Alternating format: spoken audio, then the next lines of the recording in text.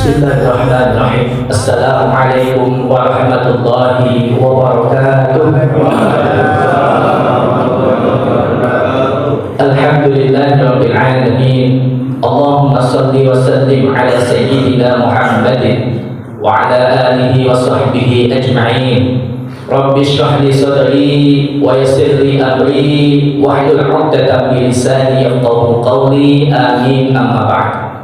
Hadratan muhtaramin wal muhtaramat, para alim ulama, wabil khusus yang sama-sama kita hormati dan ta'zimi, Bapak Kapolresta Mojokerto, Bapak-bapak jajaran pimpinan Polresta Mojokerto, Bapak-bapak, ibu-ibu, hadirin hadirat, kaum muslimin muslimat yang tidak bisa saya sebutkan satu persatu, insya Allah semuanya dimuliakan Allah Subhanahu wa Ta'ala. Puji syukur kehadirat Allah dengan ucapan kalimat Alhamdulillahirabbil alamin. Hari ini kita semua bisa hadir di majelis yang berbarakah ini, di masjid yang kita cinta ini, dalam rangka BIMROHTA, bimbingan rohani dan mental personel Polri. Mudah-mudahan kegiatan kita hari ini diterima oleh Allah Subhanahu wa Ta'ala. Mudah-mudahan kita semua yang hadir di sini senantiasa diberikan oleh Allah kekuatan iman dan kesehatan, sehingga kita bisa melaksanakan aktivitas kita dengan penuh semangat dan senantiasa dalam lindungan Allah Subhanahu wa Ta'ala. Kedua kalinya, Allahumma sholli ala sayyidina Muhammad. Sholawat dan salam senantiasa kita haturkan kehadiran Nabi kita Muhammad sallallahu alaihi wasallam. Mudah-mudahan kita semua yang hadir di sini nanti kelak mendapatkan syafaat beliau, syafaatul ummah. Tidak ada nabi yang bisa memberikan syafaat di hari kiamat nanti kecuali Nabi Muhammad sallallahu alaihi wasallam.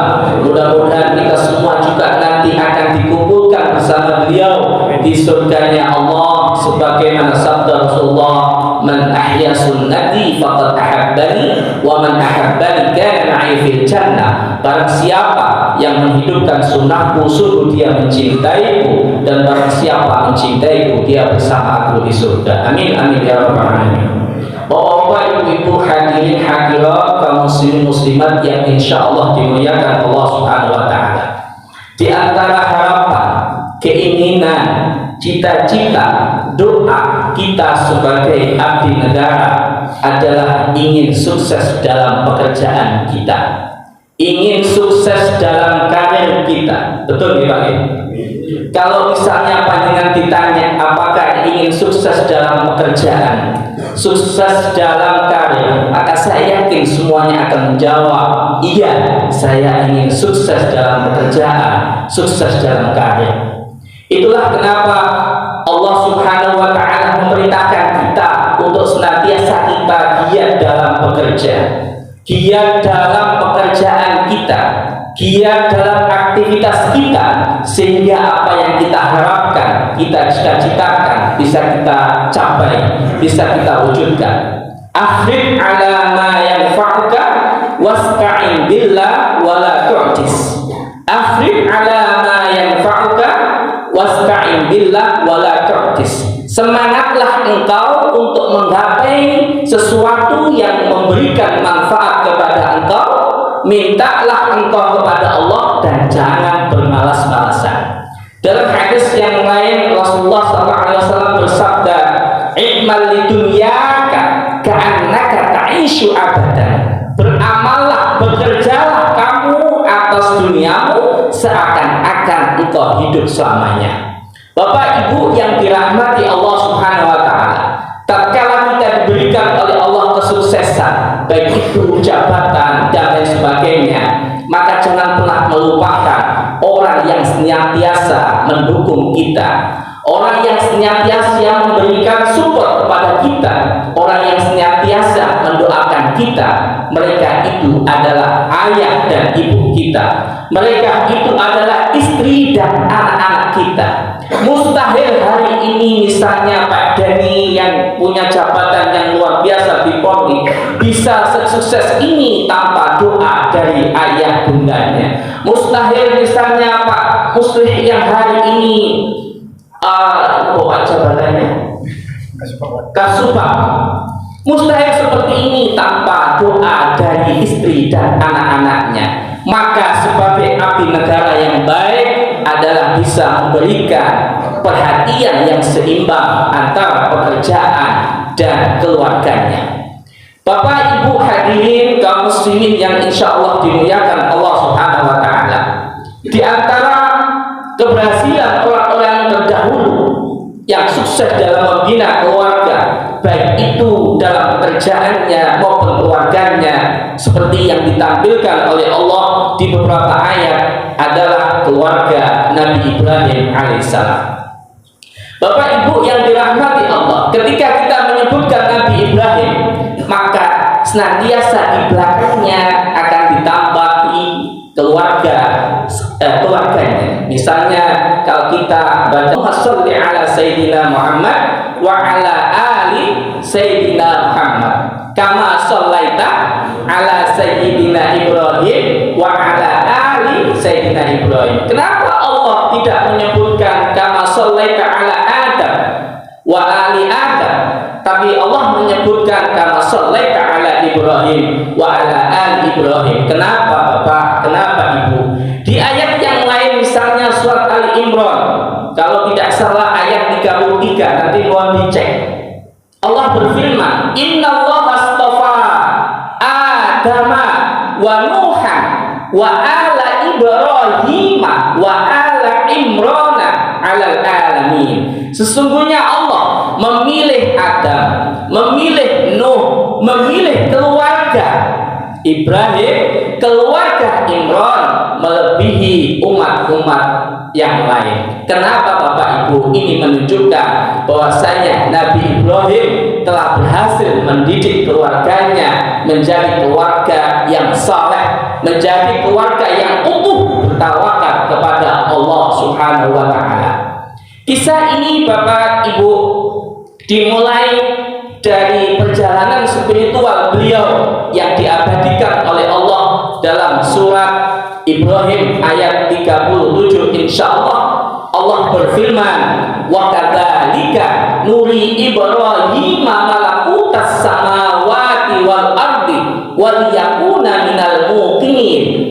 Dan demikianlah kami perlihatkan kepada Ibrahim tanda-tanda kebesaran kami yang ada di langit dan tanda kebesaran kami yang ada di bumi, supaya kami memperlihatkannya kepada Ibrahim supaya dia termasuk orang yang yakin. Tanda-tanda ini Bapak Ibu diberikan oleh Allah, petunjuk-petunjuk ini diberikan oleh Allah kepada Ibrahim dalam rangka supaya Nabi Ibrahim yakin Allah itu ada. Dengan keyakinan itu Ibrahim semakin dekat kepada Allah. Dengan kedekatan itu Nabi Ibrahim dalam menjalani dakwanya, dalam menjalani tugasnya diberikan kemudahan oleh Allah. Orang yang dekat dengan pemberi solusi, maka dia tidak akan kesulitan. Orang yang dekat dengan pemberi solusi, maka dia akan mudah untuk menyelesaikan setiap permasalahan kehidupannya. Maka orang yang dekat dengan Allah Subhanahu wa Ta'ala, maka tidak ada sesuatu yang tidak mungkin bagi Allah Subhanahu wa Ta'ala. Seorang Ibrahim, seorang Rasul, seorang Nabi diperintahkan oleh Allah untuk belajar melalui petunjuk-petunjuk yang diberikan oleh Allah. Ibrahim melihat fenomena alam, melihat langit, melihat bulan, melihat bintang, melihat matahari, melihat bulan, yang dengan petunjuk itu kemudian beliau semakin dekat kepada Allah. Dengan itu beliau belajar hakikat ilmu tauhid yang pada akhirnya beliau mengambil kesimpulan, inni wajjahtu wajhiya lilladzi fataras samawati wal arda. Sesungguhnya aku menghadapkan wajahku kepada Zat yang menciptakan langit dan Zat yang menciptakan bumi. Bapak Ibu yang dirahmati Allah Subhanahu wa Ta'ala, ini kalau kita tarik kesimpulan dalam kehidupan kita, sesibuk apapun panjenengan, sesibuk apapun kita, jangan pernah lupakan kalau kita ini punya Tuhan. Jangan lupakan kalau kita ini akan pulang. Jangan lupakan kalau kita ini akan kembali kepada Allah Subhanahu wa Ta'ala.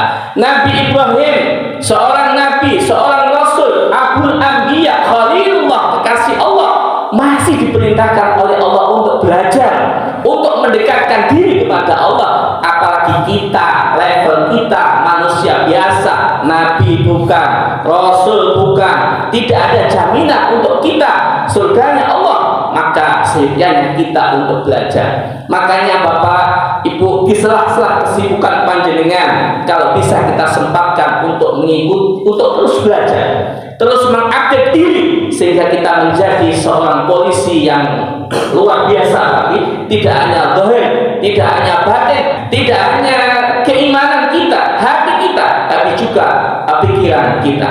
Jadi semangat terus untuk belajar.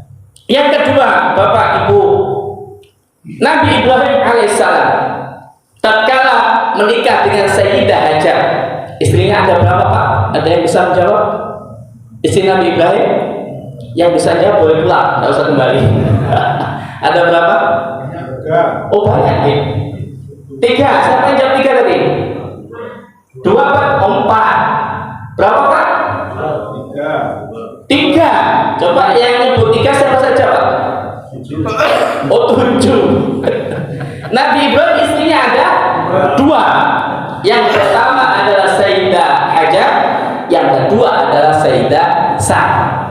Ketika Nabi Ibrahim menikah dengan Sayyidah Hajar, dengan Sayyidah Sarah, ini tidak merasa, tidak menjadikan kesolehan dalam dirinya untuk dirinya sendiri Bapak, tapi beliau tanamkan nilai kesolehan ini kepada keluarganya, kepada istrinya, kepada anak-anaknya. Yang dengan kesolehan itu kemudian keluarga Nabi Ibrahim ini menjadi keluarga yang utuh, menjadi keluarga yang tawakal kepada Allah Subhanahu wa taala. Coba kita perhatikan. Tatkala Nabi Ibrahim alaihissalam menikah dengan Sayyidah Hajar, kemudian diberi putra yang bernama Ismail. Maka saat itu kemudian Nabi Ibrahim diperintahkan oleh Allah untuk membawa putranya Ismail, membawa istrinya Hajar ke satu tempat yang itu tidak ada kehidupan sama sekali, yang itu tidak ada tumbuhan sama sekali, yang itu tidak ada kehidupan sama sekali. Ini diabadikan oleh Allah dalam surat Ibrahim ayat 33, insyaallah. Rabbana inni askantu min dzurriyyati biwadin ghairi dzi zar'in 'inda baitikal muharram. Ya Allah, sesungguhnya aku menempatkan sebagian keluargaku di lembah yang tidak ada pepohonan sama sekali di dekat rumahmu yang mulia. Bapak Ibu, kita perhatikan, tatkala Nabi Ibrahim alaihissalam meninggalkan putranya Ismail dan istrinya Hajar di tempat itu, Bapak, apa yang terjadi? Dalam satu riwayat, fantolak, saat Nabi Ibrahim akan meninggalkan Sayyidah Hajar Pak, dengan Ismail yang masih dalam susuannya, fantolak. Nabi Sayyidah Hajar bertanya kepada Nabi Ibrahim, wahai suamiku, ahada min amrillah, wahai suamiku, apakah ini perintah Allah? Kemudian Nabi Ibrahim menjawab, bala, ya istriku, ini adalah perintah Allah. Dalam keterangan yang lain, ketika ditanya oleh Sayyidah Hajar, wahai suamiku, apakah ini perintah Allah? Ahada min amrillah, Nabi Ibrahim hanya menganggukkan saja, kemudian pergi meninggalkan Sayyidah Hajar dan anaknya. Maka apa yang terjadi Bapak Ibu? Respon apa yang terjadi? Respon apa yang diberikan oleh Sayyidah Hajar? Laukana hadza min amrillah, kalau ini adalah perintah Allah wahai suamiku, maka Allah akan melindungi hambanya. Kalau ini adalah perintah Allah wahai suamiku, maka Allah akan mencukupi kebutuhan hambanya. Kalau ini adalah perintah Allah wahai suamiku, maka aku tidak akan takut akan apapun. Maka dengan adanya isyarat bahwasanya ini adalah perintah Allah, Bapak, beliau semangat, menjadi semangat untuk mendidik Ismail, untuk merawat Ismail, untuk memberi makan Ismail, yang kemudian pada akhirnya dengan izin Allah menemukan yang namanya sumur Zam-Zam. Sumur Zam-Zam. Maka ini bisa kita ambil kesimpulan Bapak dalam kehidupan nyata. Seorang ayah, seorang suami, tugas pokoknya adalah mencari nafkah, Pak. Betul ya?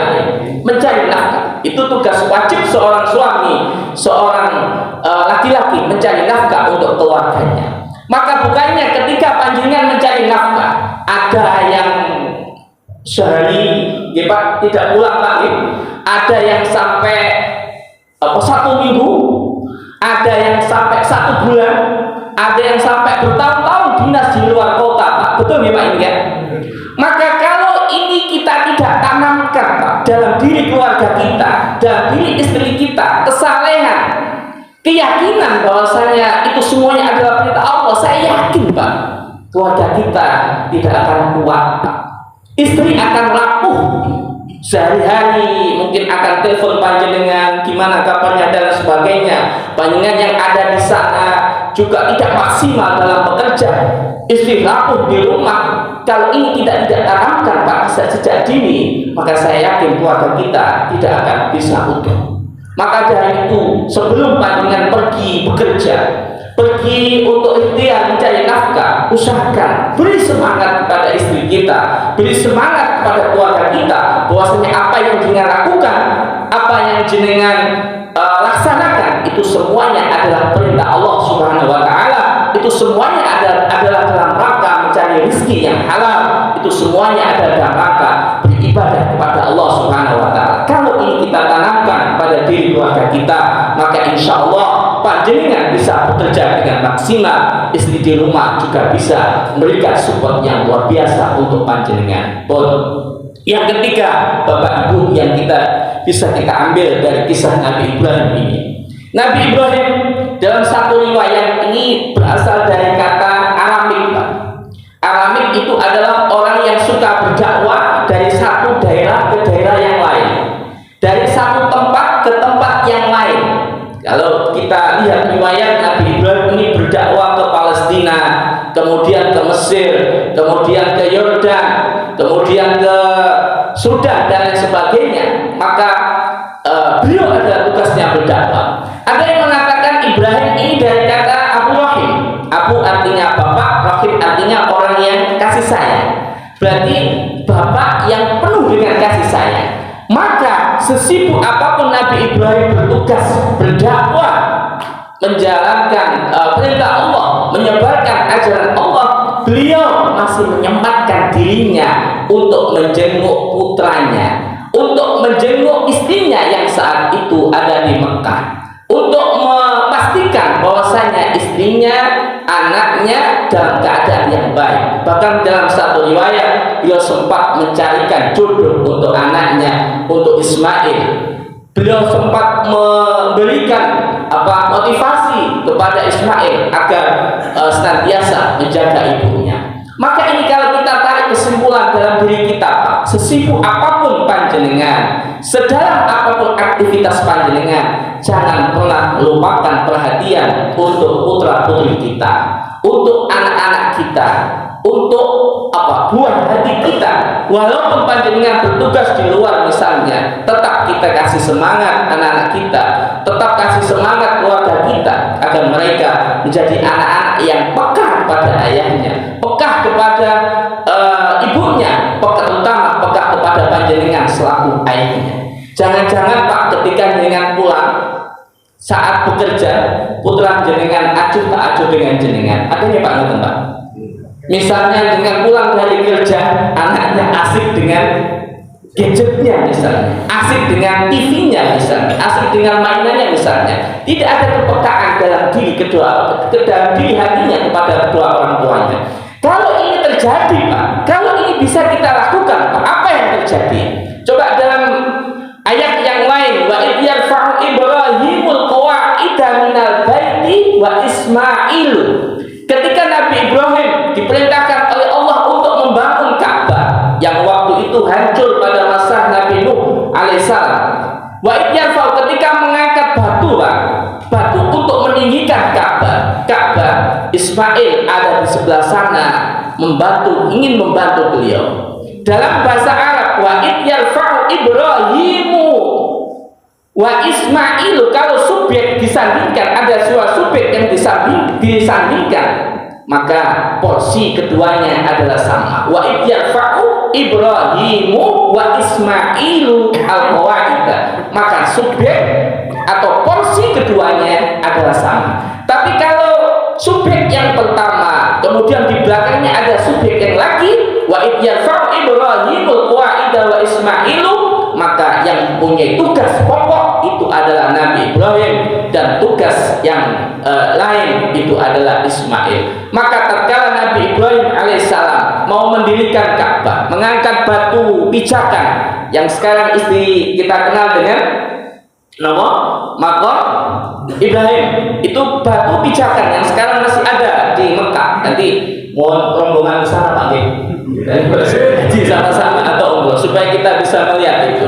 Tapi Nabi Ibrahim membawa itu, wa Ismailu, dan di sana Ismail membawa bagiannya. Maka kita kenal sekarang yang namanya Hijr Ismail. Jadi di sampingnya Ka'bah itu ada kayak kelongan gitu nih, ada bulatan, itu namanya Hijr Ismail.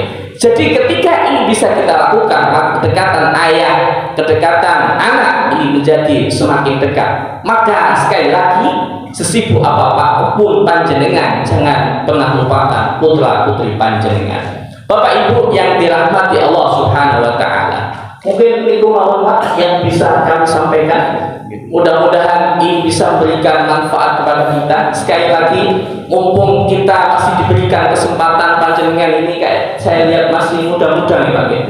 Ini apa Pak? Oh, calon ya, masih calon ya. Masih mahasiswa. Semangat ya masih.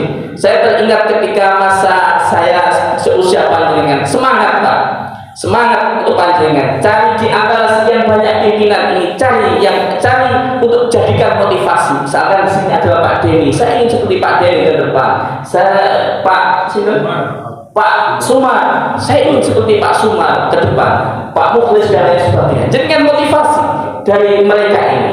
Maka ketika panjenengan punya orang yang dijadikan motivasi, maka panjenengan akan terus berjalan terarah sesuai dengan yang panjenengan idolakan. Hanya itu yang bisa kami sampaikan. Mudah-mudahan bisa memberikan manfaat kepada kita semua. Al-Fatihah.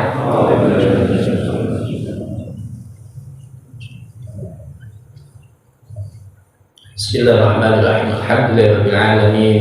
Hamdan syakirin, hamdan na'imin, hamdan yuafi ni'amahu wa yukafi'u mazidah. Ya Rabbana lakal hamdu kama yanbaghi li jalali wajhikal karim wa 'azimi sultanik. Allahumma shalli wa sallim ala sayyidina Muhammad wa ala ali sayyidina Muhammad. Allahumma taqabbal minna innaka antas sami'ul 'alim wa tub 'alaina innaka antat tawwabur rahim.